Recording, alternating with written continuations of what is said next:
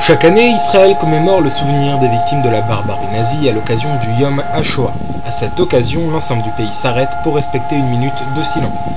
L'ensemble du pays, pas tout à fait, puisque selon un courriel révélé cette semaine dans la presse, le proviseur du lycée français de Jérusalem aurait demandé à ses enseignants de ne pas solliciter les élèves et éviter les débats sur le sujet, justifiant cette demande par des polémiques qui pourraient blesser les uns et les autres.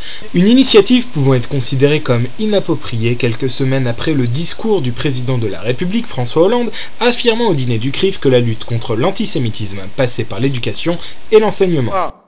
Doit pouvoir être enseigné partout, dans tous les collèges, dans tous les lycées.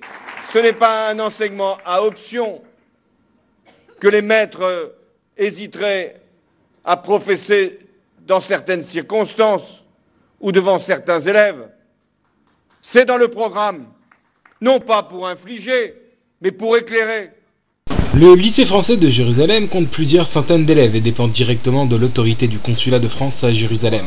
Nous avons donc tenté d'obtenir une réaction du ministre de l'Éducation nationale, Vincent Peillon. Une question à propos du lycée français de Jérusalem où le proviseur interdit de respecter la minute de silence pour la Shoah. Ça vous inspire quoi, monsieur le ministre? S'il vous plaît. Merci.